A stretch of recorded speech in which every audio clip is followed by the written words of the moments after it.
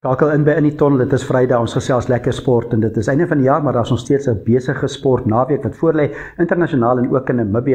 En nou ons gaan kyk wat gebeur. Ons gesels weer lekker met die sportmanne en sportvroue. Ons hoor wat sê die afrigters en ons gaan kyk wat gebeur onder andere met die rugby. Mike Potgieter gesels saam. Dit is lekker Europese rugby met die Sharks, die Bulls en die Stormers wat daar in aksie is teen sterk Europese spanne.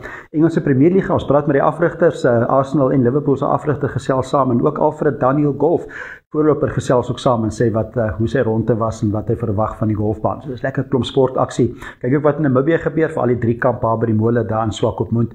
En daar's ook sokker natuurlik ook wat reg oor Namibië gespeel word. So dit is 'n klomp sportaksie waarna kan kyk kan word. Dit is alles die naweek in die sport internasionaal en in Namibië.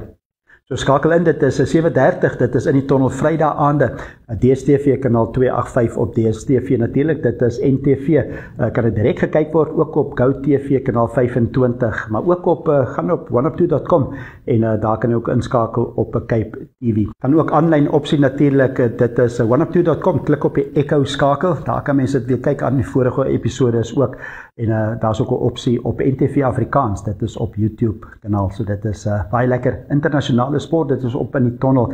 Skakel in op Vrydag, moet dit nie mis nie, 7:30.